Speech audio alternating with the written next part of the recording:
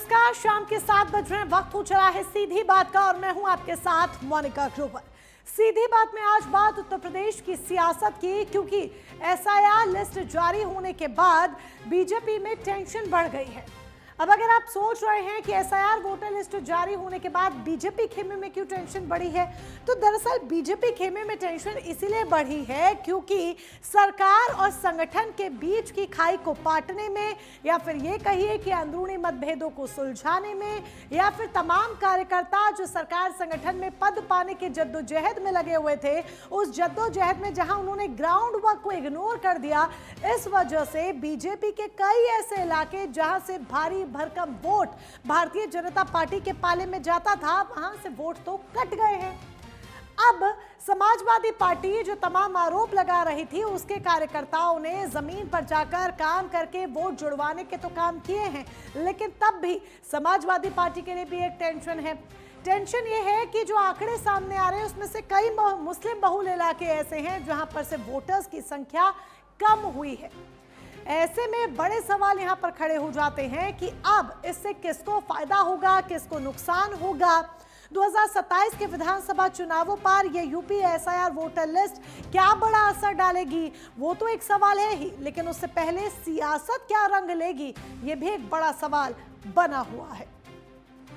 संवैधानिक संस्था चुनाव आयोग के द्वारा जो अभियान एसआईआर का चला, उसमें काम किए हैं, मेहनत किए हैं, और जिनके नाम कटे हैं उसमें कई मतदाता ऐसे हैं जो स्वर्गवासी हो गए हैं, सूची में थे, कई ऐसे हैं जो स्थानांतरित हो गए थे, ऐसे नाम भी हैं, और कोई घुसपैठिया रहा होगा तो ऐसे नाम भी कटे होंगे। लेकिन अभी भी जिनके नाम कटे हैं, चुनाव आयोग का निर्देश भी मिला है कि जिनके नाम कटे हैं वो फॉर्म 6 भर दें, जो गलत नाम है काटने वाले फॉर्म 7 भर दें, कोई त्रुटि है तो फॉर्म 8 भर दें। यह चुनाव आयोग का निर्देश है और उस निर्देश का पालन करने की जगह नौटंकी करते हैं अखिलेश यादव जी की। आज भी इलेक्शन कमीशन ने कोई कार्रवाई नहीं की किसी अधिकारी पर। केवल एक नहीं, मैंने अपनी कॉन्स्टिट्यूंसी में पकड़ा जहां हमारे नगर अध्यक्ष के फर्जी साइन कर करके हमारे वोटर का वोट काट दिया। अब डीएम ये ढूंढ रहे हैं कि ये जानकारी दे कौन रहा था समाजवादी पार्टी को। सोचिए आप, जिला अधिकारी ये ढूंढ रहे हैं कि जानकारी हमें कैसे मिल जा रही थी, लेकिन इलेक्शन कमीशन अभी तक कोई कार्रवाई नहीं कर रहा किसी पर। तो इसलिए हम ये कहते हैं कि इलेक्शन कमीशन निष्पक्ष नहीं है। Election commission Bharatiya Janata party के इशारे पे काम कर रहा है। देखिए, एसआईआर चुनाव आयोग अपना करा रहा है। जो मृतक है उनका नाम निकाला है, जो 2 जगह 3 जगह नाम रहे हैं उनका नाम एक जगह किया है, जो प्रदेश से बाहर हैं और वहां भी नाम है यहाँ भी नाम है तो उनका एक जगह नाम किया है। उत्तर प्रदेश के कर्मचारियों ने बनाया। आज जब विधानसभा के लिए लिस्ट बनी, वो भी उत्तर प्रदेश के कर्मचारियों ने बनाया। तो इतना अंतर कैसे आ गया दोनों लिस्ट के अंदर? सवाल ये है, अगर 17 करोड़ वोट पंचायत के चुनाव की लिस्ट में हैं, स्थानीय निकाय और ग्राम पंचायत के चुनाव के मिला के, तो आज ये जो लिस्ट बनी है विधानसभा की, उसमें इतने वोट कम कैसे हो गए? इसका जवाब सरकार को देना चाहिए के लिए। तो मैं मानती हूँ कि ये सबसे बड़ा दुर्भाग्य है। और जो इलेक्शन कमीशन है वो तो भारतीय जनता पार्टी की बी टीम की तरह काम कर रहा है। आप चाहे उत्तर प्रदेश हो, चाहे देश के किसी भी राज्य में देख लीजिए, वहां पर इलेक्शन कमीशन भाजपा कम बोलती है, उनके स्पोक्समैन की तरह इलेक्शन कमीशन ज्यादा बोलता है। देखिए, ये एसआईआर में खुद मुख्यमंत्री को विश्वास नहीं है, विपक्ष के नेता अखिलेश जी का विश्वास नहीं है। उस एसआईआर में अब पूरी लिस्ट देखने के बाद ही कोई कुछ बोल पाएगा। तो बयानबाजी का दौर तेज हो चुका है और ये जिस तरह की बयानबाजी देखने को मिल रही है, ये क्या रंग लाती है, ये एक बड़ा सवाल है। ऐसे में कई सुलगते सवाल भी हैं जिनके इर्द गिर्द आज होने वाली है सीधी बात। तो एक एक कर वो सवाल सबसे पहले आपके सामने रख दें। सीएम योगी ने पहले ही चेताया था कि बीजेपी के वोट कटेंगे, फिर भी क्या संगठन ने इसे हल्के में लिया, इस बात को इग्नोर किया? दूसरा सवाल, क्या बीजेपी कार्यकर्ता पद पाने की राजनीति में इतने उलझ गए कि असली काम को ही भूल गए कि लोगों से जुड़ना है? तीसरा महत्वपूर्ण सवाल, अगर बीजेपी का संगठन देश का सबसे मजबूत माना जाता है तो फिर घर घर संपर्क आखिर क्यों फेल हो गया? इतनी बड़ी संख्या में वोटर्स कटे कि इतने वोटर्स तो दिल्ली तक में नहीं है। चौथा, क्या बीजेपी के अंदर अंदरूनी गुटबाजी ने संगठन को कमजोर कर दिया? दावे बहुत किए जाते हैं हमारा संगठन मजबूत है, लेकिन क्या ये कमजोर है धरातल पर? पांचवा, क्या ये 2027 से पहले बीजेपी के लिए एक बड़ा खतरा है कि यहां पर जिस तरीके से जो कम्युनिकेशन होना चाहिए था सरकार संगठन के बीच में, कार्यकर्ताओं के बीच में, वो कम्युनिकेशन नहीं हुआ, जिस वजह से जो संख्या है वोटर्स की कटने की वो 2 करोड़ से भी ज्यादा है। और ये जो संख्या है ये खुद में इसीलिए चौंकाती है, ये आंकड़ा इसीलिए बड़ा हो जाता है क्योंकि जितने वोटर्स कटे हैं उतने वोटर्स तो राष्ट्रीय राजधानी दिल्ली में हैं भी नहीं। तो जरा सोचिए कि यह आंकड़ा कितना बड़ा है जो वोटर्स कटे हैं। इतना ही नहीं, बीजेपी नारी वंदन के जो नारे लगाती है, सरकार की तरफ से नारे लगाए जाते हैं, उन नारों की सच्चाई क्या है?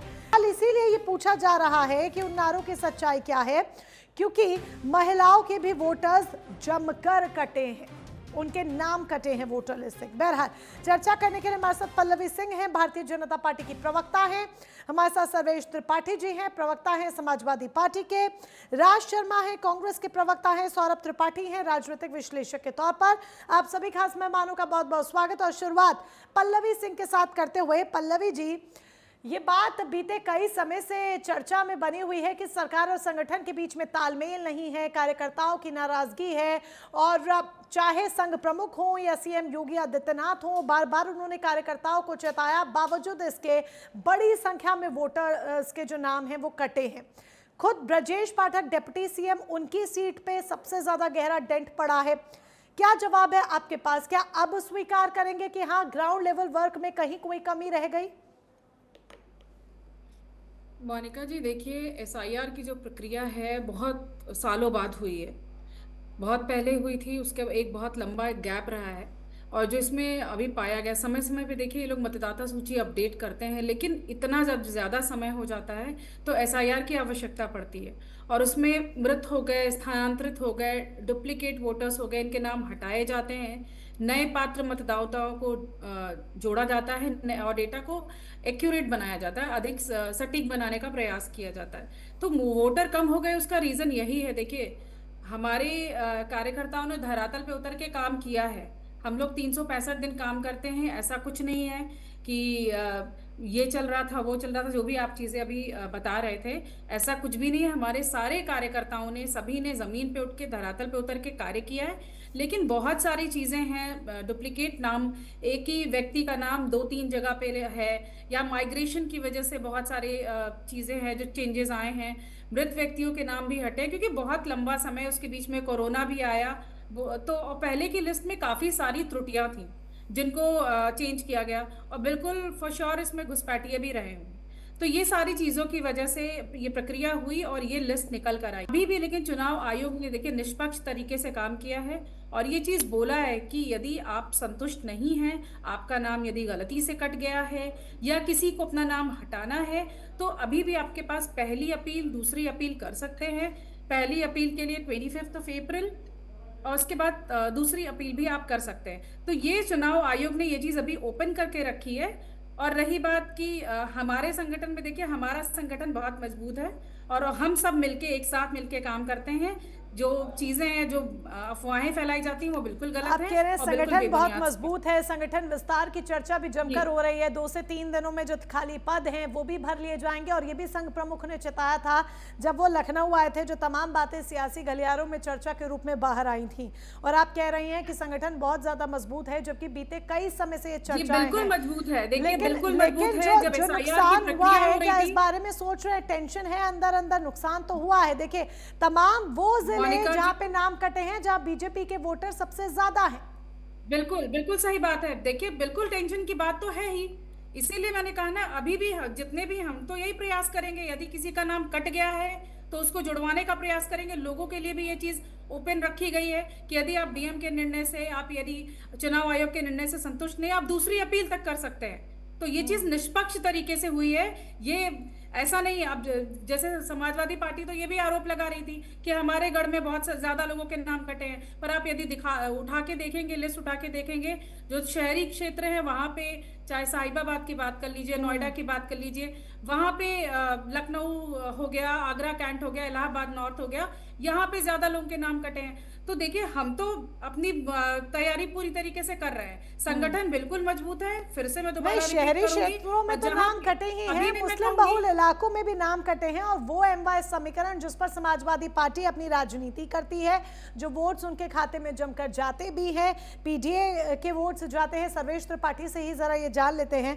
सर्वेश त्रिपाठी जी, आप लोग भारतीय जनता पार्टी पर तमाम आरोप लगा रहे थे, विपक्षी पार्टियों की तरफ से आरोप लग रहे थे कि सरकार संवैधानिक एजेंसियों का दुरुपयोग कर रही है, लेकिन जरा देखिए जो लिस्ट सामने आई है, जो डेंट है वो सबसे ज्यादा बीजेपी के वोटर्स वाले गढ़ में लगा है। क्या आप लगाएंगे?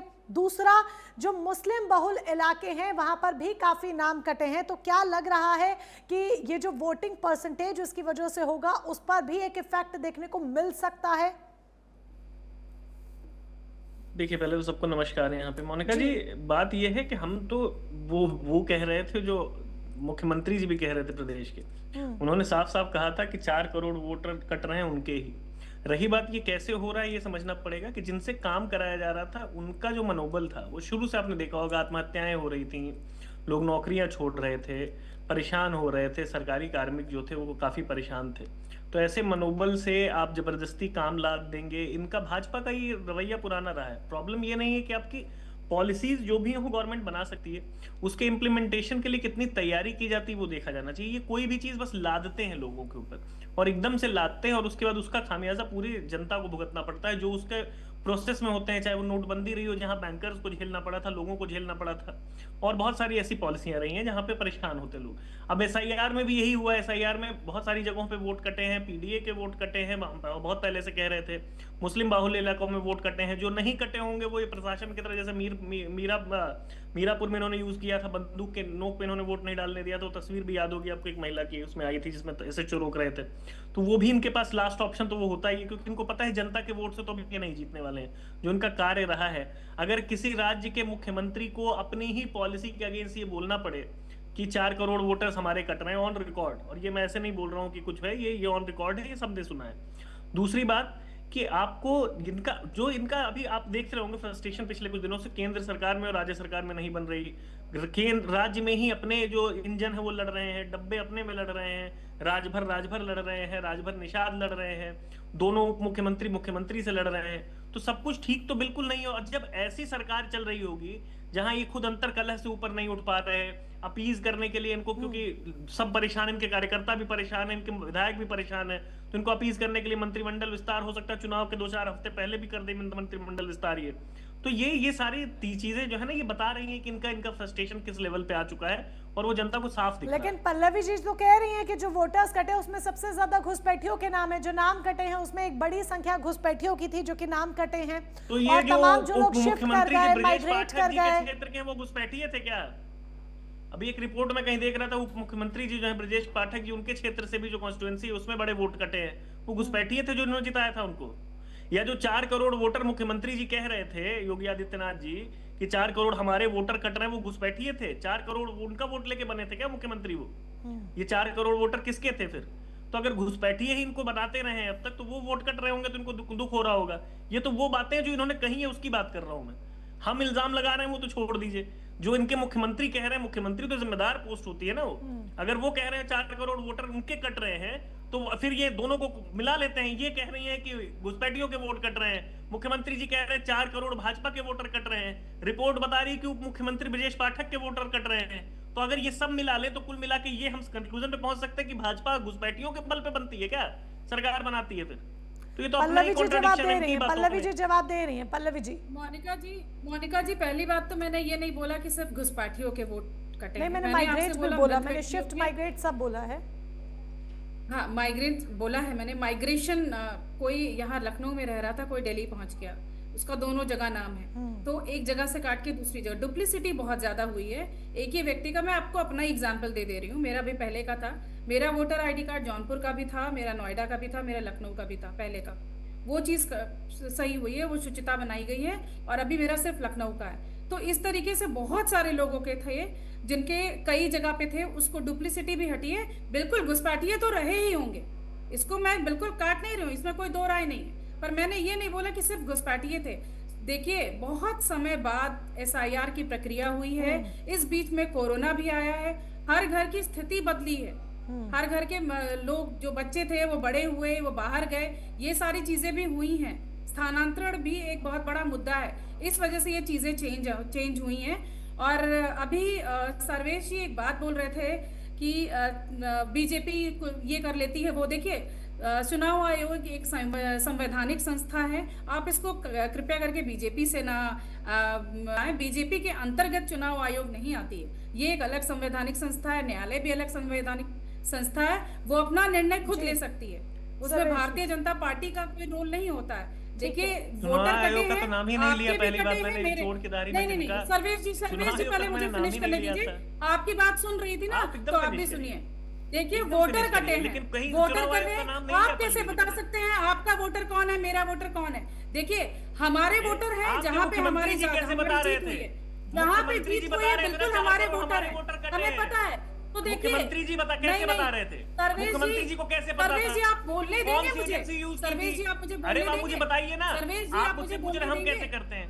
पल्लवी जी बताइए, मुख्यमंत्री जी ने कैसे वोटर निकाले? आप कैसे बता रहे हैं कि यहाँ पे वोट कटे वो मेरे वोट मुख्यमंत्री जी ने, देखिए, आप मुझे 2 सवालों का जवाब दीजिए। मुख्यमंत्री जी ने सुन लेते ना, पल्लवी जी सवाल सुन लेते, पल्लवी जी एक सेकंड सवाल सुन लेते हैं, बहस से बेहतर होगा, पल्लवी जी बहस से बेहतर होगा, उनका सवाल सुन लेते हैं, आप जवाब दे दीजिएगा। Pallavi ji with all due respect मेरे 2 सवाल। पल्लवी जी एक सेकंड, पल्लवी जी रुकिए तो एक सेकंड, रुक जाइए, पल्लवी जी सुनिए, बहस से कोई फायदा नहीं होगा, जवाब देने से होगा, बहस से कोई फायदा नहीं होगा, जवाब देने से होगा। तो बीच में बोल रहे हैं, जवाब तो हाँ, तो इसीलिए बैक टू बैक उनके 2 सवाल ले लेते हैं, आप उस पर जवाब दीजिएगा, फिर हम राज शर्मा जी के पास जाएंगे। जी सर्वेश जी फटाफट से अपने सवाल लीजिए। पल्लवी जी, मैं हमेशा बहुत खुश होता हूं कि जब आप होती हैं पैनल पे तो आप हमेशा फैक्ट के साथ आती हैं, अनलाइक अदर प्रवक्ता जो भाजपा के आते हैं। मेरे 2 सवाल हैं, आप बता दीजिए मुझे बस। आपने खुद कहा कि कैसे हमको कैसे पता चल जाता है हमारे वोटर हैं? आपके पास सरकार है, आपके मुख्यमंत्री जी ने ऑन रिकॉर्ड बोला है कि नहीं कि 4 करोड़ हमारे वोटर कट रहे हैं, हाँ या ना? पहली बात। और अगर पता चला है तो उनको कौन सी एजेंसी से पता चला है कि 4 करोड़ उनके वोटर हैं? क्योंकि आप जिस तरीके से घुसपैठिया ढूंढ रहे थे, वो उत्तर प्रदेश पुलिस गाजियाबाद का एक वीडियो सबने देखा था कि फोन ऐसे पीछे लगा के पीठ पे, और वो देख रहे थे कि ये बांग्लादेश का है कि नहीं। अगर उस तरह से मुख्यमंत्री जी ने पता कराया हो 4 करोड़ उनके वोटर कटे हैं, तो मैं जानना चाहता हूं, पूरा देश जानना चाहता है कि उनके 4 करोड़ वोटर कैसे कटे, उनको कैसे पता चला? जी सर्वेश जी, बिल्कुल आंसर देना चाहूंगी। वो मुख्यमंत्री हैं प्रदेश के, और उनको चुन के जनता ही ने भेजा है, तो पूरे प्रदेश की जनता उनके वोटर है।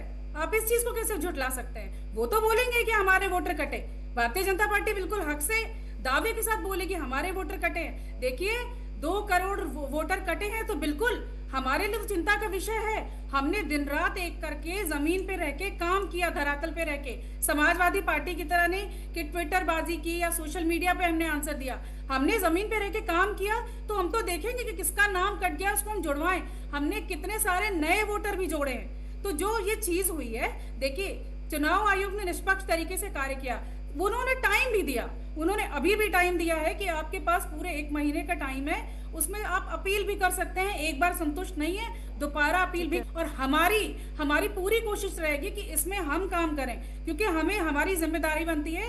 वोटर कटे हैं, बिल्कुल हमारे कटे, ये तो हम जानते हैं हमारे। तो आप जो है, आप जैसे बोलते हैं हमारे वोटर काट दिए गए, मुस्लिम बाहुल्य क्षेत्र था तो वो हमारे वोटर थे, वहां से काट दिए गए, आप कैसे कह सकते हैं भाई? आपको कैसे पता कि वो आपके ही वोटर थे? तो 13 करोड़ में 4 करोड़ ही आपके वोटर हैं मुख्यमंत्री जी के। हम तो डंके की चोट पे कहेंगे हमारे वोटर थे, क्योंकि तो 13 करोड़ में सर्वेश जी देखेंगे ना कि ये 4 करोड़ वोटर जो कटे हैं, इसका कितना नुकसान बीजेपी को होता है और सपा इसका कितना फायदा लेकर जा पाती है। देखेंगे, वक्त बता देगा कि ये जो 4 करोड़ है इसका बीजेपी को कितना नुकसान हुआ है और सपा इसका कितना फायदा लेकर जा पाती है, आप लोग कितना फायदा ले पाते हैं। राज शर्मा जी से भी जरा पूछ लेते हैं।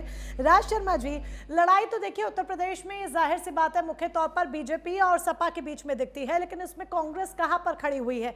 क्या ये जो सिचुएशन आई हुई है जिसमें बीजेपी के भी कई ऐसे क्षेत्र हैं जिसके कोर वोटर्स वहां से कट गए हैं, वोटर्स की संख्या कम हुई है, सपा के भी देखिए मुस्लिम बहुल इलाके हैं, रामपुर, मुरादाबाद, संभल, मुजफ्फरनगर, यहां से भी जो वोटर्स हैं वो कटे हैं, नाम कटे हैं, तो क्या आपके पास वो कैडर है जो ग्राउंड पर जाकर कांग्रेस की जमीन को मजबूत कर पाए ऐसी स्थिति में?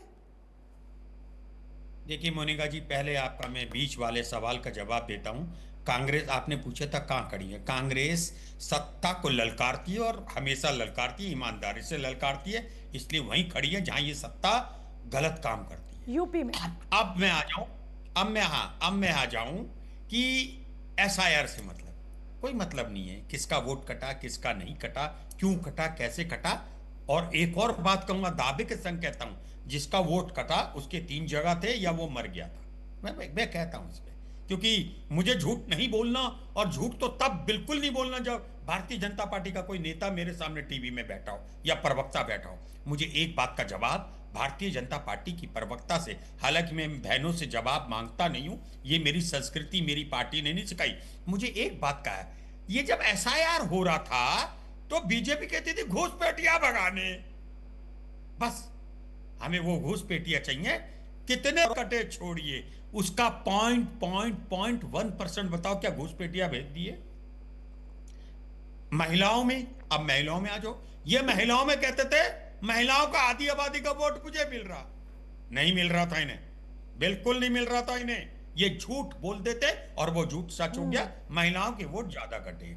मैं दाएं बाएं नहीं जाता, ये पल्लवी जी की बात से मैं इत्तेफाक भी रखता हूं। इनका 3 जगह वोट था, इन्होंने 3 जगह दिया होगा, इधर उधर करते थे ये लोग, दिया होगा। मेरा वोट 3 जगह नहीं था, मेरा मेरे 2 वोट थे मगर एक ही बूथ पे थे, मैंने हमेशा एक ही दिया होगा। मैं पल्लवी जी से एक सवाल करता हूं, भगवान के लिए आज पूरा देश सुन रहा है प्राइम न्यूज को, सिर्फ इतने क्या यूपी से 2-4 घुसपैठिया भगाए? और अगर नहीं भगाए तो on the behalf of Modi ji, on the behalf of मुख्यमंत्री, आपको यहां माफी मांगनी चाहिए। सिर्फ मेरा कुछ नहीं है। सर्वेश भाई, मैं भी एक बात आपसे रिक्वेस्ट करता हूं, किसके वोट है क्या है वोट ये छोड़िए, मुझे नहीं पता मेरी बीबी किसको दे दे, मेरी बीबी को नहीं पता।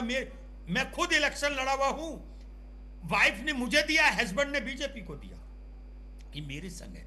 बस मुझे इतना बता दो, मैं हाथ जोड़ के कर रहा हूं पल्लवी सिंह जी, 4-5 तो घुसपैठिया भगा दिए होंगे यूपी से। और एक और बात बता रहा हूं कैंट की, सर्वेश भाई आपने अधूरी बात कही, जितने से ब्रजेश पाठक जीते थे उससे ज्यादा वोट कट गए। अरे भाई वोट कट गए। और आज एक बात आंख से आंख मिला के कह सकता हूं, अगर घुसपैठियों से कोई जीता तो वह भारतीय जनता पार्टी जीती, और भारतीय जनता पार्टी ने सरकार बनाई। मैं बार बार एक बात कहता हूं पल्लवी जी, आप मेरी बहन हो, छोटी हो, मैं एक बात आपसे कहता हूं, आप ऐसा संस्कार मत डालो कि गलत पार्टी के लिए मेरी बहन डिफेंड करती हो, मत डालो, सच कह दो।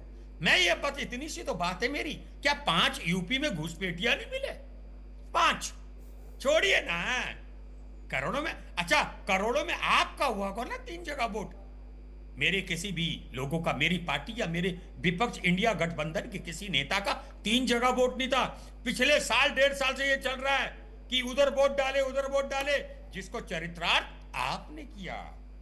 मेरा बस इतना सवाल है मुझे, क्योंकि आज शनिचर है, आज शनिवार है, मुझे ज्यादा बहनों से उलझना अच्छा नहीं लगता, बस इतना तो बताना। पंडित जी ने कहा है क्या, राज शर्मा जी, पंडित जी ने कहा बांग्लादेश भेज दिया और वरना महिलाओं से जिनको जेल में उलझना शनिवार के दिन। राज शर्मा जी, पंडित जी ने कहा है क्या कि महिलाओं से शनिवार के दिन उलझना नहीं है, शनिदेव नाराज हो जाएंगे? मोनिका जी, हम 5 भाई हैं, 3 बहनें हैं, तीनों बहनें मेरी बड़ी हैं, एक भतीजी है, मैं उनका सम्मान करता हूँ, मैं सम्मान करता हूँ, दिल की बात कहता हूँ। अगर दुनिया में मैं किसी से, अपने बेटे से नहीं करता, अपने बच्चों से, अपनी बहन से।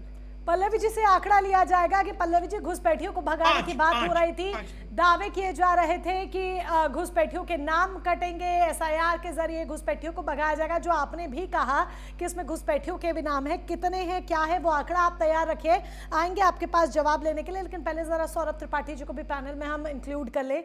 सौरभ त्रिपाठी जी, पल्लवी जी तो इस बात से साफ इनकार कर रही है कि ऐसी कोई खाई नहीं है सरकार संगठन के बीच में, कोई ऐसी बात नहीं है, लेकिन बीते कई समय से राजनीतिक गलियारों में ये चर्चा थी।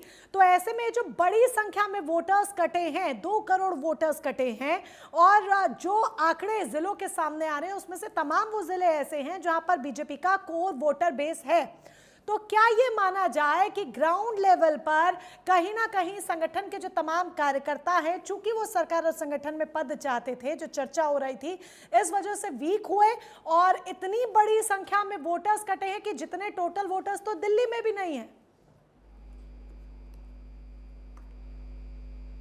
अनम्यूट कीजिए पहले प्लीज सौरभ जी। मोनिका जी, 2,05,00,000 वोटर्स घटे हैं पूरे यूपी में, और ज्यादातर बीजेपी जहां से जीती है उन सीटों से ही कटे हैं। तो मुझे पहली चीज आप ये बताएं कि इतने दिन से जो पब्लिक को बरगलाने का काम कर रही थी सपा और विपक्षी पार्टियां, कि ये जो पूरा एक प्रोपेगेंडा फैला रही थी कि ये सारा जो प्रक्रिया है वो सिर्फ माइनॉरिटीज का वोट काटने के लिए है, सिर्फ पीडीए को काउंटर करने के लिए है, तो आपका प्रश्न तो बीजेपी से हो गया। आज आपने उनसे एक बार भी ये नहीं पूछा कि इतने दिन में वो जो हल्ला कर रहे थे, हाय तौबा मचा रहे थे कि पीडीए के वोट कट जाएंगे, दलितों के वोट कट जाएंगे, अल्पसंख्यकों के वोट कट जाएंगे, उसके बारे में आपने उनसे एक बार भी नहीं पूछा, उसको भी पूछ लीजिएगा एक बार। दूसरी बात, सीएम योगी जी ने कहा था कि 4 करोड़ वोटर्स हैं वो हमारे हैं। देखिए, वो पूरे प्रदेश के सीएम हैं और ये उनकी एक बहुत पॉजिटिव अप्रोच में मानता हूं। वो इसको ये नहीं कह रहे कि ये इनके कम से कम आधे तो हमारे होंगे। अगर वो ऐसा बोलते तो क्या ये सीएम को शोभा देता? अगर वो कोई भी, अगर जो भी वोटर है वो उनके प्रदेश का वोटर है, जरूरी नहीं कि वो बीजेपी को वोट दे रहा है, वो सपा को दे रहा है, कांग्रेस को दे रहा है, वो एक अलग विषय है। मुझे ऐसा लगता है अगर कोई वोटर है प्रदेश का और सीएम सूबे का मुखिया होता है तो वो उसका वोटर है। तीसरी बात, अभी कांग्रेस के प्रवक्ता साहब कह रहे थे कि एक भी घुसपैठिया बता दे। चलिए, मैं मान लेता हूं बीजेपी घुसपैठियों से ही जीतती है, तो फिर सीए और एनआरसी का विरोध क्यों करते हैं ये? तब तो इनको समर्थन करना चाहिए सीए और एनआरसी का।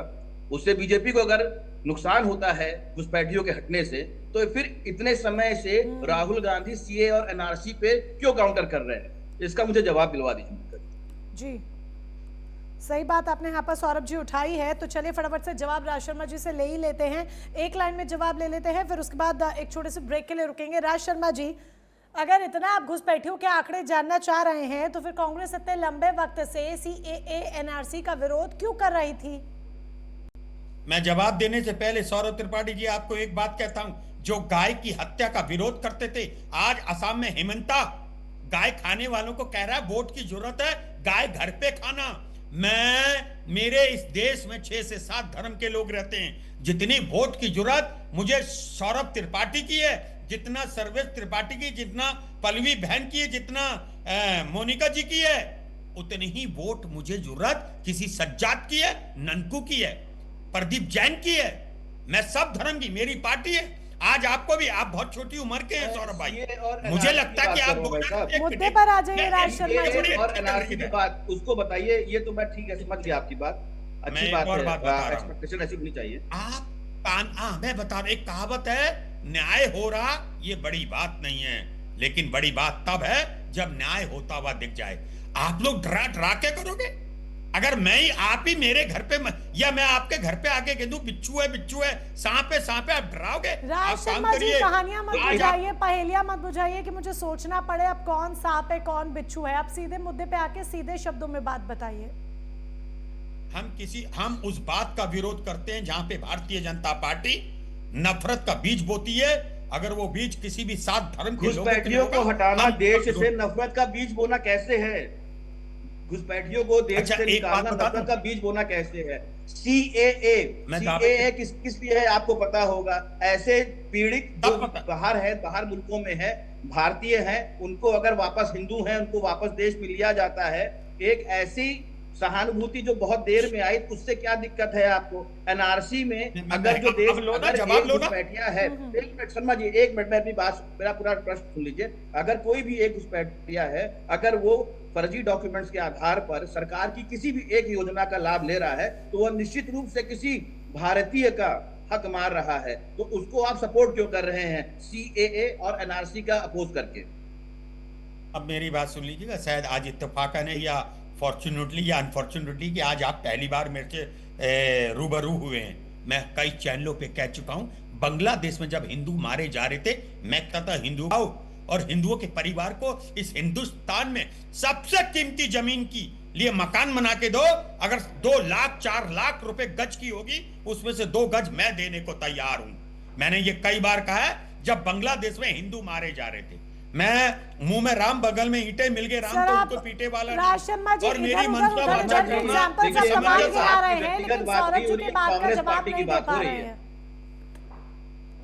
नहीं। एक बात बताए ना आप, लाए हिंदू को।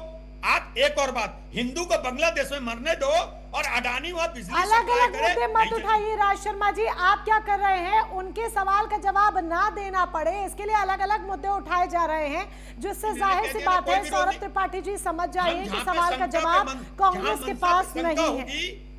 सौरभ भाई, जहां मनसा पे शंका होगी हम उसका विरोध करेंगे। जब बीजेपी का सरकार गिर जाए, बीजेपी की आत्मा मर जाए। सो सॉरी, मैं यहाँ पर इंटरप्ट कर रही हूँ। मैं यहाँ पर इंटरप्ट कर रही हूँ। ब्रेक के बाद चर्चा को आगे बढ़ाएंगे और इसी मुद्दे के साथ बढ़ाएंगे। इसके साथ ही यूपी में एसआईआर की जो वोटर लिस्ट जारी हुई है, जो 2 करोड़ बड़े मोटे जो आप वोटर्स की संख्या कहेंगे वो नाम कटे हैं, उसको लेकर भी हम चर्चा कर रहे हैं। चर्चा जारी रहेगी, लेकिन उससे पहले वक्त एक छोटे से ब्रेक का।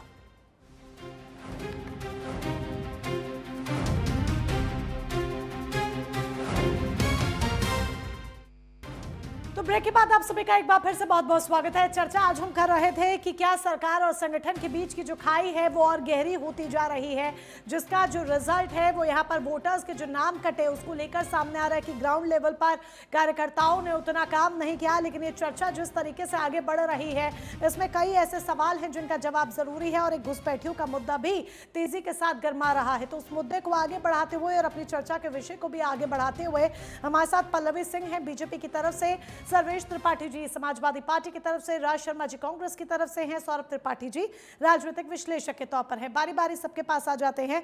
कांग्रेस के पास सवाल का जवाब नहीं है, ये बात समझ में आ गई है। सर्वेश त्रिपाठी जी से जवाब ले लेते हैं, फिर पल्लवी सिंह जी भी कुछ कहना चाह रही हैं। सौरभ त्रिपाठी जी आप काउंटर कर सकते हैं साथ के साथ। सर्वेश त्रिपाठी जी। देखिए मोनिका जी बहुत अच्छा सवाल पूछा और उसका लास्ट में जवाब भी सही दिया था राज भैया ने। वो क्लियर बात, वही मंशा, इंटेंट ऑफ अ बात प्रोसीजर से नहीं प्रॉब्लम है, मंशा से भाजपा पे। और दूसरी बात, अगर इसको कॉन्स्टिट्यूशनल वैलिडिटी की बात की जाए, उसको अपोज इसलिए किया जा रहा था कि सिटीजनशिप का बेसिस जो है रिलीजियस टेक्सचर नहीं हो सकता। आर्टिकल 14 का वायलेशन है, जो सेकुलर बेसिस है, जो सेकुलर फैब्रिक है कॉन्स्टिट्यूशन का, एसेंस है कॉन्स्टिट्यूशन ऑफ इंडिया का, उसका विरोध है। और इस पार्टी पे विश्वास नहीं है, इस सरकार पे विश्वास नहीं है लोगों को कि अगर वो एनआरसी करेगी, सीएए में माइनॉरिटीज नॉन मुस्लिम्स को लाके आप दे देंगे सिटीजनशिप, लेकिन एनआरसी में आप टारगेट करेंगे माइनॉरिटीज को, यहाँ के मुस्लिम्स को, और उनको यहाँ इतना आप समझिए इतना कॉम्प्लिकेटेड प्रोसीजर है। फोकस कर रहा है। अब ये बात कर रहे हैं, हालांकि जल्दी जल्दी इस विषय को प्लीज जरा ये पॉइंट क्लियर कर लीजिए, क्योंकि हम अपने मेन मुद्दे पर भी आएंगे। नहीं, मैं इसीलिए कह रहा हूँ, इतना कॉम्प्लिकेटेड है कि 2 करोड़ लोग यहाँ कट गए। इतना कॉम्प्लिकेटेड प्रोसीजर है कि फोन से ये सरकार देखती है कि कौन सा सिटीजनशिप है कहाँ का, फोन पीठ पे लगा के देखती है कि कौन बांग्लादेश का, कौन इंडिया का है। इतना कॉम्प्लिकेटेड है कि किसी आप 80% ग्राम जाके पूछेंगे कि कागज बता दें कि उनका डी है जो घर है उसके कागज ले आके दिखा दे, तो बहुत मुश्किल होगा दिखाने में। मैं सोचूं तो मुझे मुश्किल पड़ेगी। तो अगर मुस्लिम्स को लग रहा है कि उनको टारगेट किया जाएगा और ये सरकार की नीयत पे शक है लोगों को, इसलिए उस पर सवाल उठ रहे थे। बहुत बेसिक सा जवाब है इसका, उसमें कोई बहुत बड़ा रॉकेट साइंस है नहीं। नीयत खराब है सरकार की, पार्टी की नीयत हमेशा से सरकार रही है, जेनेसिस इसका खराब है। देखिए ऐसा है ना त्रिपाठी जी, आपके कहने से ऐसा नहीं हो जाएगा। पिछले 12 वर्षों में इस सरकार ने अपनी विश्वसनीयता बनाने का ही काम किया है। सरकार ने अगर कोई स्कीम दिल्ली से चलती है, नहीं मेरे कहने से नहीं होगा सौरभ भैया, तो आपके कहने से भी नहीं हो जाएगा। मैं कॉन्स्टिट्यूशन, अरे मेरी बात, मैं मेरे कहने की बात ही नहीं कर रहा था, फैक्ट्स दे रहा हूँ। मैं आर्टिकल 14 चेंज करेंगे क्या? स्कीम दिल्ली से चल रही है, अगर प्रधानमंत्री उज्ज्वला योजना दिल्ली से चल रही है और सोनभद्र के किसी गांव के छोटे से घर में पहुंच रही है, तो वो एग्जीक्यूशन है। अगर कोई जल और हर घर जल योजना में गांव-गांव नल पहुंच रहा है, तो वो एग्जीक्यूशन है। तो सरकार ने जनता विरोध कर रही है, तो जनता आज की डेट में ठीक है चाचा, प्लीज इसको बहुत ज्यादा बहस की तरफ नहीं लेकर जाइए, अपने मूल मुद्दे पर भी लौट कर आएंगे। अभी वेस्ट बंगाल में जो चुनाव हो रहा है, 3 बार से ममता दीदी जी लड़ रही हैं और एक लंबा चौड़ा उन्होंने अपना एक पोर्टफोलियो जारी किया कि हम ये करेंगे, हम वो करेंगे। ठीक है। अभी वहां पे पहुंचेंगे बीजेपी के स्टार प्रचारक, तो वो ये बताना शुरू करेंगे कि 12 वर्षों में हमने ये काम किया, 12 वर्षों में हमने ये स्ट्रीमलाइट के थ्रू हमने ये काम किया। तो ये सारी चीजें आने वाले समय में होगी। राज शर्मा जी देखिए, ऐसा है ना, आपकी जो पॉलिटिक्स है ना कांग्रेस की, 70 साल से केवल और केवल लोगों को बरगलाने का, बहकाने का और उनको मिसगाइड करने का काम किया है। एक भी काम, जो भी काम आपने 70 सालों में किया, उससे ज्यादा काम बीजेपी ने 12 वर्षों में करके दिया है। अभी भी आप जवाब सही नहीं दे पा रहे हैं। आप बता रहे हैं बीजेपी जीतता है घुसपैठियों से, और अगर बीजेपी घुसपैठियों से जीत रहा है और आपको दिक्कत हो रही है सीए और एनआरसी से, ऐसा नहीं होता है। पब्लिक अब समझ चुकी है और इसीलिए हच रहे। कभी आप देखिए, फैसला जनता जनार्दन को करना है। कितनी भी बहस यहाँ कर लीजिए राज शर्मा जी, समझ में आता है, कितनी भी बहस कर लीजिए, यहाँ पर फैसला जनता जनार्दन को करना है। जनता जनार्दन अपना वोट अपने आप सील कर लेगी 2027 में। घुसपैठियों को लेकर आपने आंकड़ा पूछा था, ठीक है, पल्लवी जी से आंकड़ा ले लेते हैं। ठीक है, रुक जाइए आप, ये राजनीतिक पॉइंट्स है और ठीक है, आप लोग अपने अकॉर्डिंगली वो पूरे स्टेटमेंट्स देते हैं। आंकड़े आप जानना चाहते थे, पल्लवी जी से आंकड़े भी ले लेते हैं। जनता किसको वोट कर रही है, किसको नहीं कर रही है, किसको पसंद कर रही है, ये सब चुनाव बता देते हैं। पल्लवी सिंह जी। जी मोनिका जी, देखिए, एक विभाग, खुफिया विभाग ने बोला है कि पूरे अनुमान के अकॉर्डिंग उत्तर प्रदेश में इस समय 10 लाख संदिग्ध घुसपैठिए हो सकते हैं। अभी आपने देखा होगा ऑपरेशन टॉर्च चलाया जा रहा है, जिसमें वाराणसी की सिर्फ यदि बात की जाए तो 500 संदिग्धों की पहचान की गई है और उनकी जांच भी की जा रही है। लखनऊ में भी बात कर लें तो नगर निगम पुलिस के सत्यापन अभियान जो किया गया है, उसमें 160 सफाई कर्मचारी, मैं इंदिरा नगर की कॉलोनी में रहती हूँ, यहाँ पे भी बहुत सारे थे जो आसाम बंग। कनेक्शन एरर आ गया पल्लवी सिंह का। पल्लवी सिंह जी से भी कनेक्शन नहीं हो पा रहा है, हम ट्राई करने की कोशिश कर रहे हैं। अगर पल्लवी जी एक बार रिकनेक्ट हो पा रही हैं, पल्लवी जी अगर एक बार रिकनेक्ट हो पा रही है, नहीं तो सर्वेश त्रिपाठी जी का रुख किया जाए, क्योंकि अगर जवाब मिल जाए तो ज्यादा बेटर है। झूठ बोलेगा, कनेक्शन एरर आएगा। अरे राज शर्मा जी, शनिवार है, रुक जाइए, मत इतना बोलिए। शनिवार है, आप शुरू में ही कह रहे थे शनिदेव नाराज हो जाएंगे, शनिदेव नाराज हो जाएंगे। पल्लवी सिंह जी कनेक्ट हो पा रही हैं? राज शर्मा जी, शनिवार है, आप कह रहे थे महिलाओं के लिए उल्टा नहीं बोलना, महिलाओं के कनेक्शन के लिए भी बोल रहे हैं। महिलाओं के लिए नहीं बोला, ये महिला का मैं सम्मान करता हूं, लेकिन ये बीजेपी का गलत प्रचार कर रही है, मुझे गुस्सा चढ़ रहा है। ठीक है, पल्लवी सिंह जी से कनेक्शन हो गया है। देखिए, शनिवार आपका जो था और वो सब सॉर्ट आउट भी हो गया। पल्लवी जी आंकड़े रखिए। पल्लवी जी, ओवरऑल कितने हैं वो सब तमाम रिपोर्ट्स बता देती है। सुनिए, तमाम रिपोर्ट्स बता देती है कि प्रदेश में कितने घुसपैठियों का आंकड़ा वाकड़ा है, इस लिस्ट में कितने नाम कटे हैं जो सवाल किया जा रहा है। अब वो अगर जवाब दे पा रही हैं तो जरूर दीजिए।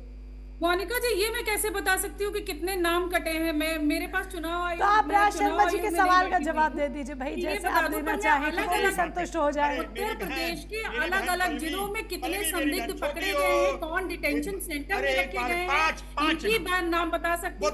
राज जी, मुझे बोलने दीजिए, आपकी बात सुन रही थी यार, अभी तो सुनिए कम से कम। सर आप समझ, आप बड़े हैं, वरिष्ठ हैं, तो समझिए। यदि मैं बोल रही तो सुनिए। तो मैं आपसे बीजेपी की प्रवक्ता के लिए नहीं बात कर रहा हूँ, छोटी बहनों, पहले बताओ 5 का नाम। बीजेपी की प्रवक्ता के लिए ही बात करो, मैं यहाँ पे बीजेपी के प्रवक्ता के तौर पे ही बैठी हूँ, मैं उसी तौर पे आपसे बात करूंगी। मैं आपको एक एक डेटा दे रही हूँ, मैं आपको शहरवार जिलेवार मैं आपको डेटा दे रही हूँ। और सुनिए, आपने बोला घुसपैठियों की वजह से आप जीतते थे, आप शायद भूल गए हैं। 5 नाम तो बता दो, जो 10 लाख आप बता रही है। आप लेकर आए थे, अरे मेरी बहन, अरे 10 लाख में 5 तो बता दो। राज शर्मा जी, आप क्या एक्सपेक्ट कर रहे हैं? पल्लवी जी हम आपको आके ये बताएंगी कि 5 घुसपैठिए पकड़े गए, एक का नाम श्याम था, एक का नाम राम था, एक का नाम मोहन था, ये वो बताएंगे आपको। क्या सवाल कर रहे हैं? ठीक है, जवाब छोड़ो, नाम मत बताओ, नाम मत बताओ। क्या इलेक्शन का इंतजार कर रहे हो? क्या गम है जो मुस्कुरा रहे हो? 10 लाख घुसपैठिया अगर है तो आप बताओगे कि राज शर्मा जी बोलने तो दीजिए। राज शर्मा जी एक सेकंड, राज शर्मा जी बहस में प्लीज समय मत गवाइए। Raj Sharma ji please please please please. आपने आसाम अरे में हमारा बसा के दम रखे थे था। घुसपैठिए। लाखों 1983 से आप राज शर्मा जी, मैं आपको 1 मिनट दे दूं, आराम से आप चिल्लाकर संतुष्ट हो लीजिए ताकि इस डिबेट को आगे बढ़ाया जा सके। आप जीत नहीं पा रहे हैं, बांग्लादेश की इसीलिए आप जीत नहीं पा रहे हैं क्योंकि घुसपैठिए नहीं रह गए। घुसपैठियों को भगाया जा रहा है, उनको डिटेंशन सेंटर में डाल दिया गया, उनको डिपोर्ट भी किया जा रहा है। राज शर्मा जी, कांग्रेस की राजनीति कैसी है, कम से कम मुझे बोलने पर मजबूर मत कीजिए। राज शर्मा जी रुक जाइए, शांत हो जाइए। राज शर्मा जी प्लीज रुक जाइए और शांत हो जाइए, डिबेट को शांतिपूर्ण तरीके से आगे बढ़ने दीजिए। मुझे मजबूर मत कीजिए कि मैं बोलूं कि कांग्रेस की राजनीति कैसी है। प्लीज मुझे मजबूर मत कीजिए कि मुझे कांग्रेस के लिए बोलना पड़े कि राजनीति आपकी कैसी है, आपकी कार्यप्रणाली कैसी है। फिर आप लोग कहेंगे कि एंकर्स एक तरफा हो जाती हैं और आप लोगों की तरफ से सीधे आरोप आ जाते हैं। डिबेट को शांतिपूर्ण तरीके से चलने दीजिए, हल्ले में कुछ नहीं रखा है। आप हल्ला करेंगे ऐसे ही आग बच जाएगा, कार्यक्रम समाप्त हो जाएगा। ये विवादों को बढ़ाते हैं। भाई आप जवाब दो, आपने कितने जवाब आप दे पाए राज शर्मा जी। मैं बोल तो रही हूं, राहुल गांधी नहीं बोलने दे आप रहे हैं। उन्हें बोलने देंगे तो वो जवाब देंगे ना भाई। अरे राज शर्मा जी आप शांत होंगे, वो बोलने देंगे। राज शर्मा जी सुनिए, राघवेंद्र जी नहीं बैठे हैं आज बीजेपी प्रवक्ता के तौर पर, कि आपका एंटरटेनमेंट जो पूरा रुक जाइए। भाजपा के प्रवक्ता बनने के लिए जो बयान देते हैं वो बर्बाद कर रहे हैं। आप देश को बर्बाद कर रहे हो सौरभ भाई, रुकेंगे राज पलवी शर्मा दहन जी। नहीं कर रही है, वो तो अपना धर्म निभा रही है। 60 साल देश बर्बाद कर दिया। अब उसका अरे ये जो बोल रही हो जस्ट बिकॉज ऑफ क्या फालतू की बातें हो रही हैं यहाँ पर। प्लीज मुद्दे पर हम लौट कर आ सकते हैं। पल्लवी जी मुझे ऐसा लगता है कि आप ज्यादा समझदार हैं, तो आप शांत हो जाइए। नाबालिगों क्योंकि आप देश को 2014 के बाद आजाद हुआ वो राज शर्मा जी रुक जाइए। अरे अगर तो मैं तो छठा अरे विश्लेषक ऑडियो म्यूट की जाए राज शर्मा जी विश्लेषक हो आप। की, ऑडियो म्यूट की जाए राज शर्मा जी की। राज शर्मा जी मैं प्लीज चाहती हूँ कि हम मुद्दे पर बात करें, फिजूल की बातों में कुछ नहीं रखा है। और मैं आपको ये भी बता दूं, आपकी ऑडियो म्यूट है इस वक्त, आप जो भी बोल रहे हैं कुछ सुनाई नहीं दे रहा है, तो अपनी एनर्जी आपको यहाँ पर वेस्ट करने की जरूरत नहीं है। आपकी बारी आएगी, सवाल किए जाएंगे, उसका जवाब दीजिएगा, ठीक है। पल्लवी जी, हम बात कर रहे थे सरकार और संगठन के बीच की जो खाई है, जो चर्चाएं हो रही हैं, अब संगठन को भी विस्तार दिया जा रहा है, लेकिन आप सीधे तौर पर ये एक्सेप्ट करने को राजी नहीं है कि हाँ कहीं कोई कमी थी जिस वजह से इतनी बड़ी संख्या में वोटर्स जो हैं वो कट जाते हैं। अब क्या आपको लगता है, हालांकि ये फाइनल लिस्ट नहीं है, लोग अप्लाई भी कर सकते हैं, लेकिन क्या आपको लगता है ये जो बड़ा आंकड़ा है इसका इम्पैक्ट चुनावों पर हो सकता है? क्योंकि बीजेपी के कई इलाके, चाहे उसमें ब्रजेश पाठक जी की सीट ले लीजिए या फिर आप प्रयागराज ले लीजिए या पश्चिम यूपी की सीट्स ले लीजिए, लखनऊ की अलग अलग सीट्स ले लीजिए, एक बड़ा डेंट लगा है। तो क्या आपको लगता है इसका इम्पैक्ट 2027 में देखने को मिलेगा? मोनिका जी, भारतीय जनता पार्टी 365 इंटू 24 हम ऐसे काम करते हैं कि 365 दिन हम काम करते हैं। आपने देखा होगा, ऐसा नहीं कि 5 साल का हमारा कार्यकाल है, शुरुआत में हमने काम किया, बीच में छोड़ दिया, इलेक्शन आने वाले हैं, काम पे लग जाएं। हम हमेशा प्रशिक्षण से लेके बूथ स्तर पे देख लीजिए, धरातल पे रह के काम करना, लोगों से संवाद करना, ये हम करते आए और इसमें हम 100% 200% डालेंगे। जो और ये जो भी लिस्ट आई है, देखिए अभी भी हमारे पास समय है, अभी भी हम लोगों से जाके मिलेंगे। जिनकी गलती से अगर नाम कटा भी है जिनका, हम प्रयास करेंगे उनका नाम जोड़ा जाए। जो नए वोटर्स हैं और लोगों को हम ऐड ऑन करेंगे, तो हम अपना काम जैसे कहते हैं ना 100% बिल्कुल देंगे और बिल्कुल हमारी जीत होगी। क्योंकि जिस तरीके से हम काम करते हैं, जो हमारा काम करने का तरीका है, सबका साथ सबका विकास, सबका विश्वास, हम साथ मिलकर चलते हैं, तो जीत तो हमारी होनी ही। सुन ली जाए, आप उसका जवाब दीजिए, फिर मैं सर्वेश जी के पास जाऊंगी। राज शर्मा जी कम शब्दों में फटाफट से सवाल कीजिए, पल्लवी जी से जवाब दिया जाएगा। अभी पल्लवी जी कह रही थी कि हम 24 घंटे 7 दिन 365 दिन काम करते, कार्यकर्ताओं से मिलते हो। नो डाउट मिलते हो। किसके लिए मिलते हो? देश के लिए नहीं, अपनी पार्टी को छदम रूप से सत्ता में रखने के लिए मिलते हो। मेरे लिए नहीं मिलते हो, मेरे बच्चे के लिए नहीं मिलते हो। आप अपने प्रदेश में हर जिले में राज शर्मा जी, राहुल गांधी ने यात्रा की थी, भारत जोड़ो यात्रा किस खुशी में की थी? एक सेकंड, मुद्दे को फटाफट से समाप्त कर लेते हैं। भारत जोड़ो यात्रा किस खुशी में की थी? वोट्स के लिए की थी ना? उस यात्रा का असर आपके वोटर बेस में दिखा था ना? पहले के मुकाबले रिजल्ट अच्छा हुआ था ना? तो हर पार्टी करती है, हर पार्टी करती है, कांग्रेस भी करती है। तोड़ रही थी उस धागों को पिरोने के लिए। ठीक है, देश को सर्वेश त्रिपाठी जी, एक सेकंड, धागे में पिरोने। ठीक है, सौरभ त्रिपाठी जी फटाफट से बोलिए जो आप कहना चाह रहे हैं, फिर मैं सर्वेश जी के पास जाऊंगी। गांधी के कुछ मत कहिए। राहुल गांधी जी देश के लिए नहीं करते, राहुल गांधी जी करते हैं आनंद के लिए। जैसे वो अभी बिल्कुल आनंद के लिए करते हैं, जैसे वो गले मिलेंगे, रात गवाएंगे, राहुल गांधी जी के कुछ नहीं बोलेंगे, दिमाग ना खराब हो इनका, उनके कार्यकर्ता नाच करेंगे, फिर वो पब्लिकली बोलेंगे एक काम हो गया, उसको अप्रिशिएट करेंगे, ऐसा मैसेज देंगे। तो राहुल गांधी की एकदम पॉलिटिक्स एकदम अलग चल रही है। दो मंत्री मीडिया से बात करके उनके कंधे पे हाथ रख देंगे और साथ में बात करें। राहुल गांधी वहां अमित शाह को नहीं बोलने दे रहे, राज शर्मा जी यहाँ पल्लवी सिंह जी को नहीं बोलने दे रही है। सिर्फ चिल्लाने की राजनीति नहीं होती है राज शर्मा जी, फैक्ट्स के साथ बात की जाए तो जनता ज्यादा सुनती है। चलिए सर्वेश त्रिपाठी जी के पास, ठीक है राज शर्मा जी मैं आऊंगी आपके पास, प्लीज समय की कमी है, बहस को ज्यादा ना बढ़ाया जाए, मुद्दे की बात की जाए प्लीज। सर्वेश त्रिपाठी जी, एक अच्छी बात जो यहाँ पर निकलकर सामने आई कि समाजवादी पार्टी का कैडर जो ग्राउंड लेवल पर वर्क कर रहा है उसकी मजबूती दिखाई दी कि आप लोगों ने जगह जगह जाकर शिकायतें की, लोगों को जोड़ने का काम किया और कई नाम जुड़े भी जो ग्राउंड लेवल पर देखने को मिला। लेकिन क्या इसको हम ये माने कि ये कैडर इतना मजबूत हो रहा है कि आप बीजेपी को मुंह तोड़ जवाब 2027 में दे लेंगे? योगी नाम की जो आंधी है जो यूपी में चल रही है उस आंधी को समाप्त कर पाएंगे?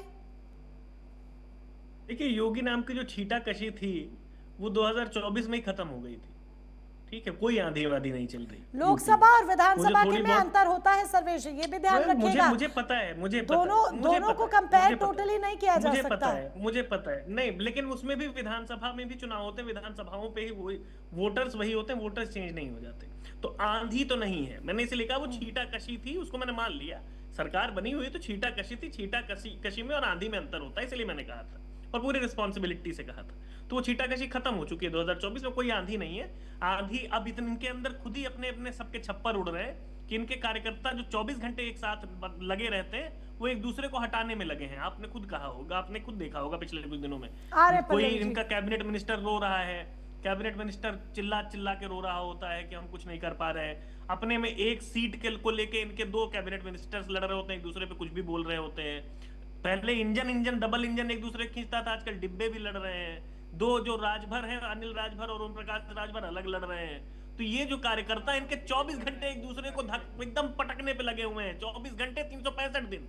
तो इसमें हमें, मैं कह तो रहा हूं कि इसमें इन्होंने लड़ाई जो है केंद्र और राज्य की लड़ाई नहीं आसान कर दिया, ये खुद ही लड़ रहे हैं अपने में। रही बात अभी राहुल गांधी जी की, सौरभ भैया बात कर रहे थे कि वो कंधे पे हाथ रख देते हैं। राहुल प्रधानमंत्री जी की तरह एआई समिट में इन्वेस्टमेंट नहीं कराते हैं कि बाद में सीईओ कह रहे हो कि मुझे पता ही नहीं था, was not aware what I was supposed to do, ऐसे ही हाथ उठा दिया। चुप हो जाते हैं, जाके लोगों से मिलते हैं, कहते ही कुछ भी नहीं करते। Rahul Gandhi is a learned man, he knows how to speak. कम से कम बिना टेलीप्रॉम्प्टर के जो खुलकर ये कह देते हैं आप सपा के प्रवक्ता हैं कि कांग्रेस के प्रवक्ता जी, वो राहुल गांधी जो खुलकर ये कह देते हैं कि हाँ भाई हमारे कार्यकर्ताओं ने बहुत अच्छा काम किया कि एआई समिट में ग्लोबल तौर पर बेइज्जती करवाई। क्या बातें कर रहे हैं सर्वेश त्रिपाठी जी? ठीक है, दो लड़कों की जोड़ी है, विपक्ष में अच्छी भूमिका है, दोनों अच्छे दोस्त हैं, पर दोस्त गलत हो तो फिर साथ मत दीजिए। 50 लाख की कंपनी होती है, 25,000 करोड़ का उसको देते हैं एमओयू, ऐसे होती ग्लोबल बेइज्जती। यही यूपी में हुआ है अभी 25,000। जब एक पार्टी के कार्यकर्ता अर्धनग्न प्रदर्शन करते हैं ना ग्लोबल समिट में, तो वो भी ग्लोबल बेइज्जती होती है। उससे पहले जब आप ना दूसरे का कुत्ता बता देते हैं, जब ग्लोबल समिट को बाथरूम समझ लेते हैं, जब अपना दूसरे का चाइनीज कुत्ता अपना बता देते हैं, तो वो भी इंटरनेशनल एम्बैरेसमेंट होती है। राज शर्मा जी, बस मुझे एक बात पता है, साइलेंट होके कह दूं, सौरभ भाई आप तो विश्लेषक हो, हमें लड़ने दो, हमें आप क्यों पार्टी बन रहे हो? पहली बात। दूसरी बात मोनिका जी आपका दे रहा हूं, अर्धनग्न प्रदर्शन करते तो हमने क्षमा के संग नाम ले रहा हूं अटल बिहारी वाजपेयी साहब को, जिसका मैं सम्मान करता हूं, जिनके शब्दों में जीना पसंद करता हूं, अडवाणी जी के संग बैलगाड़ी में जाके करता। आज जो हम डिबेट कर रहे हैं ना, इसकी जननी राजीव गांधी जी की सरकार थी, तब यही लोग अर्धनग्न होके छाती पीट के जा रहे थे संसद भवन में। ये भी याद रखिएगा आप। आज जो हम दूर बैठ के किलोमीटर, आज जो ग्लोबलाइजेशन में बात करते हैं, आज ये देखना होगा ये किसकी देन है। और सौरभ भाई आपके पास एक अधिकार यहाँ पे नहीं है, हमारे बीजेपी की तू मैं होने दो। आप किस लालच में गिर गए? दिक्कत इस देश की ये है, जब विश्लेषक एक तो राज शर्मा जी के मैं इस शब्द, देश का राज नागरिक शर्मा भी जी हूँ। मैं साइड में बैठ के देख नहीं सकता कि आप कुछ भी करते रहो, बोलते ये रहो, मैं आपको सुनता नहीं बोलने रहूंगा। दे रहे मोनिका मैं जी। बोलूंगा तो ये हमें और क्या बोलने आपको देंगे? गलत, आपको ये जब पर्ची सही का जवाब भी क्वेश्चन पूछ कीजिए, लिया, लास्ट आपको में मिर्ची आप क्यों लग गई ये लेंगे, बताइए। पल्लवी जी। आपको मिर्ची क्यों लग गई मैंने पूछ लिया तो? आपको तकलीफ एक क्या होगी? मिनट, मैं आपको गलत मिर्ची शब्द क्यों लगी? बोले। राज मैंने शर्मा आपको जी क्या वो कहा? राजनीतिक विश्लेषक भी मैंने हैं, क्या वरिष्ठ गलती कहा? पत्रकार भी हैं, मैंने उन्हें भी आपसे ये सीनियर है, कहा कि अगर मुझसे ज्यादा ज्ञान ये रखते हैं, पूछ सकते हैं। जीत रही थी तो आपको ये एनआरसी से क्या दिक्कत थी? आपको क्या प्रॉब्लम हो गई? What do you mean by मिर्ची? मैंने ऐसी कौन सी बात बोली जो गलत है? राज शर्मा जी का डिबेट में होना यानी एंटरटेनमेंट होना। मोनिका जी चुप कराइए, तभी मैं बोलूंगी, नहीं मैं नहीं जीवन बोलने में आप वाली। शराब दे दूंगा, जीवन में बीजेपी के प्रवक्ता नहीं बन पाओगे, कितना भी कर लो। अरे मुझे जीवन में बीजेपी का प्रवक्ता बनना भी नहीं है। आप जो बने हो वही जीवन संभाल में दो पहले, आप वही नहीं संभाल कभी पा रहे हो। भगवान का एक शराब, आम आदमी के तमाशू, एक आम आदमी अरे के प्रश्न का जवाब मर देने की जाना, क्षमता नहीं है प्रवक्ता और नहीं प्रवक्ता बन बन के पाओगे। बैठे हो। बस। एक आम आदमी के प्रश्न का जवाब नहीं दे पा रहे हो, इधर उधर बात को अरे घुमा रहे हो। भाई, एक क्वेश्चन आप आम आदमी हो, छटपटाहट हो रही है। आप जो एक छदम प्रश्न देखते पे हो, इतनी छटपटाहट अरे हो मैंने रही जो है, कहा, अब आप एक खुद को- प्रश्न पे इतनी छटपटाहट हो रही है भाई, बाल एक सफेद प्रश्न हो पे इतनी जाएंगे। छटपटाहट हो रही है, एक प्रश्न पे इतनी बन पाओ। छटपटाहट। मैं समझ सकता हूँ अरे छटपटाहट। प्रवक्ता बन ये जाओ, frustration मेरा है नाम ना, पंडित ये राज frustration शर्मा। यही हाल है, राज शर्मा इसीलिए जी, कांग्रेस आप शून्य हो गई है। राज शर्मा जी, कांग्रेस शून्य हो गई है। राज शर्मा जी एज पॉलिटिशियन तो चलिए बाद में मैं फिर कभी बात करूंगी, लेकिन हाँ एज व्यक्ति आप बहुत शानदार हैं कि आप रोते को भी हंसा सकते हैं, तो ये जरूर मैं आपके लिए कहूंगी। बहुत मजा हालांकि ये चर्चा जो इतनी तीखी शुरू हुई थी, अंत में राज शर्मा जी की कटाक्षों से कुछ ज्यादा हंसी भरे माहौल में तब्दील हो गई है। वेल, अब किसको नुकसान होगा, किसको फायदा होगा, ये चुनावी नतीजे खुद बता देंगे। समय यहाँ पर समाप्त होता है। आप सभी खास मेहमान हमारे साथ जुड़े, इस चर्चा का हिस्सा बने, उसके लिए बहुत बहुत शुक्रिया आपका। देखना होगा कि ये सियासी लड़ाई अब आगे क्या नया रूप लेती है। सीधी बात में फिलहाल के लिए बस इतना ही। नमस्कार।